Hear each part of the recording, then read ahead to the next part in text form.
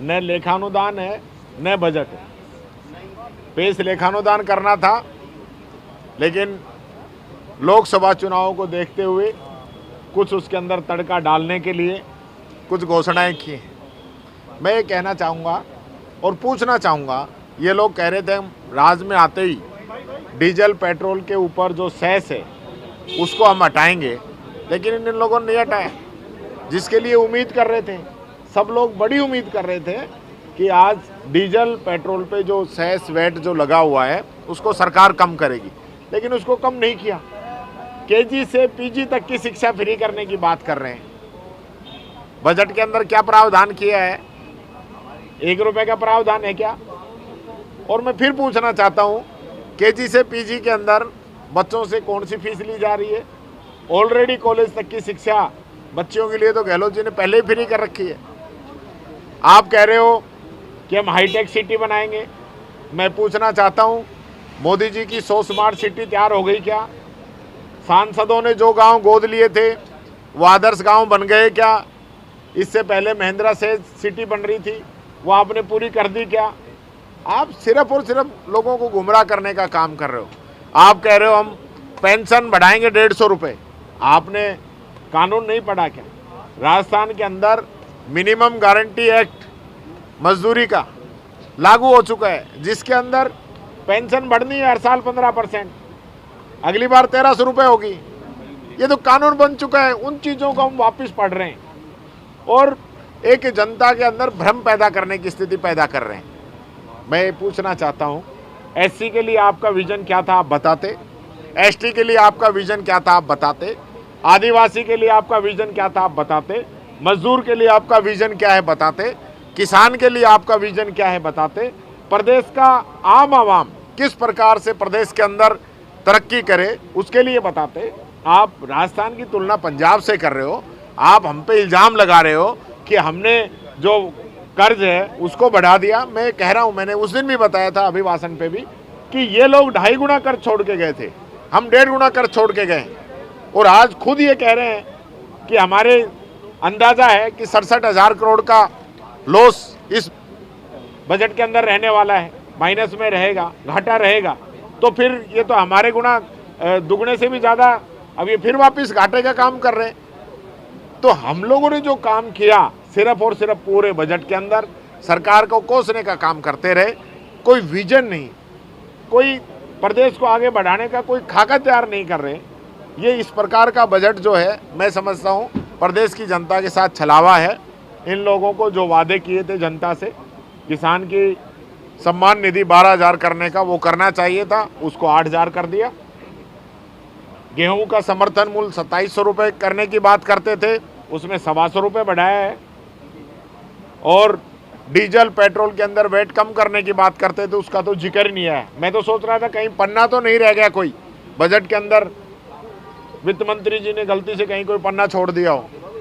लेकिन बाद में पता चला बजट पूरा पढ़ दिया, वेट के बारे में, डीजल पेट्रोल के बारे में कोई चर्चा ही नहीं थी। और मैं एक बात और कहना चाहूँगा, इनके लोग आज भी सदन की मर्यादाओं का पालन नहीं कर रहे। वित्त मंत्री जी जिस प्रकार से बजट पढ़ रही थी और बीच में जिस प्रकार से अपनी तरफ से जोड़ के बातें कह रही थी, वो कभी बजट के अंदर होता नहीं है। बजट जो बना हुआ होता है वो ही पढ़ना होता है। और उसका हम लोगों ने एतराज़ किया, बात की, तो मुख्यमंत्री जी कह रहे हैं कि आप महिला को नहीं बोलने देना चाह रहे हो। मैं ये कहना चाहूँगा, वो महिला हैं, इसके साथ साथ प्रदेश की उप मुख्यमंत्री हैं, वित्त मंत्री हैं, और हमारे तो देश की जो वित्त मंत्री हैं वो भी महिला हैं। तो हम तो उनका बजट भी सुन रहे हैं। तो कोई अबला महिला नहीं है जिनका मुख्यमंत्री जी बचाव करना चाहते हैं। बजाय इसके वो अपने सदस्यों को ट्रेनिंग दें, मंत्रियों को ट्रेनिंग दें, सदन के अंदर क्या आपका आचार होना चाहिए, क्या आपका व्यवहार होना चाहिए, कब आपको खड़ा होना चाहिए, किस प्रकार से मेला सा बना रखा है अंदर। कभी अध्यक्ष जी किसी को डांटते हैं, कभी किसी को डांटते हैं, ये माहौल अंदर है। तो मैं पुनः फिर यही कहना चाहूँगा, बजट एकदम निराशाजनक है। जो लोगों को जो उम्मीदें थी उन पे कहीं ये खरा नहीं उतरा है। आपकी जो योजनाएं थी, जैसे चिरंजीवी योजना थी, उसका नाम बदल दिया गया। आपको क्या लग रहा है कि ये सरकार आपकी उस योजना को लेकर कितना सीरियस नजर आ रही है? देखिए, चिरंजीवी योजना और ओपीएस योजना और ईआरसीपी योजना, मैं तीनों पे कहना चाहूँगा चिरंजीवी योजना एक ऐसी योजना है जिसकी स्टडी भारत सरकार ने, अन्य राज्यों की सरकारों ने भी की है और राजस्थान आज पूरे देश के अंदर मेडिकल के ऊपर सबसे ज़्यादा पैसा खर्च करने वाला देश है, राज्य है। हमारे यहाँ के लोगों को बहुत बड़ी राहत बीमारी के अंदर चिरंजीवी योजना से मिलती रही है। लोगों की जान बची है, लाखों लोगों की जान बची है। ये लोग उसकी तुलना करते हैं आयुष्मान भारत योजना से। मैं पहले आपको ये बताना चाहूँगा, आयुष्मान भारत योजना सिर्फ जो आर्थिक रूप से कमज़ोर लोग हैं, सिर्फ उन्हीं को कवर करती है। मात्र 55 लाख परिवारों को ही कवर करती है और चिरंजीवी योजना पूरे राजस्थान के 99% लोगों को कवर करती है। दूसरी बात, चिरंजीवी योजना 25 लाख तक का इलाज प्लस किसी भी प्रकार का ऑर्गन ट्रांसप्लांट है उसका कवर अलग से देती है। आयुष्मान भारत योजना मात्र 5 लाख रुपए का इलाज मुहैया करा रही है। इतना बड़ा अंतर है। तो हमारी योजना का ये लोग नाम नहीं बदल सकते, फिर तो योजना ही इनको बदलनी पड़ेगी। हाँ, हम जरूर ये कह रहे हैं कि हमारी योजना का नाम बदल लें, हम इनका पूरा सहयोग करेंगे, कोई विरोध नहीं करेंगे, पर ऐसी योजना प्रदेश के अंदर जारी रहनी चाहिए। ये प्रदेश के गरीब लोगों का, मिडिल क्लास लोगों का, मजदूरों का एक बहुत बड़ा फ़ायदा करती है, लोगों की ज़िंदगी बचाती है। दूसरी बात मैं करना चाहूँगा ओपीएस पे। ओपीएस पे भी सरकार ने कोई अपना रुख स्पष्ट नहीं किया है। ये ओपीएस रखेंगे या एनपीएस लेके आएंगे, ये बात हम पहले से ही उठा रहे हैं, आज भी कह रहा हूँ कि इस पे भी इनकी मंशा साफ नहीं है।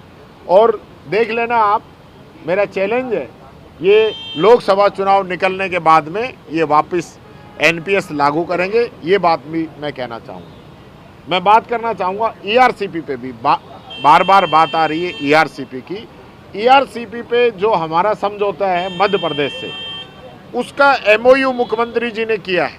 हम लगातार एमओयू की कॉपी मांग रहे हैं। आज मीडिया के सामने भी एमओयू की कॉपी नहीं आई है।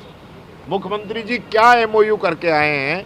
पूरे प्रदेश के 13 जिलों का सवाल है। अब ये 21 ज़िले कहने लग रहे हैं, न वो 21 जिलों की लिस्ट आई है कि 8 ज़िले कौन से बढ़ाएं?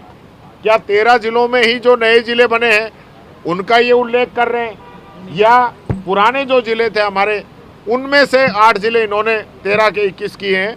वो बात भी हम इनसे पूछना चाहते हैं, ये बताएं। लोगों को गुमराह नहीं करें कि हम 21 जिलों की योजना बना दी।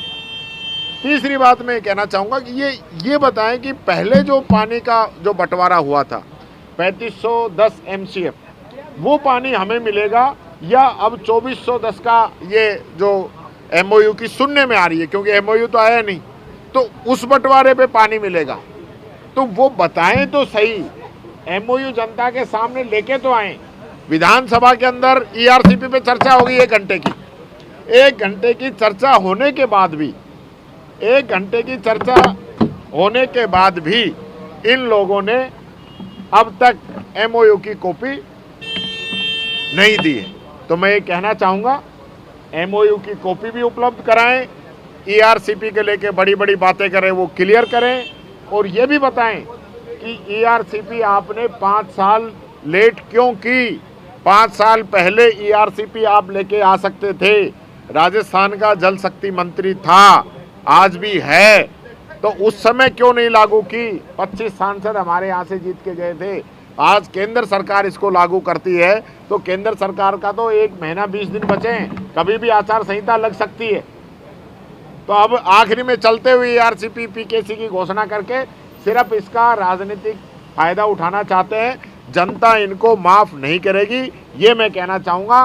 5 साल जो इन्होंने डिले की, उसका जवाब जनता जरूर मांगेगी।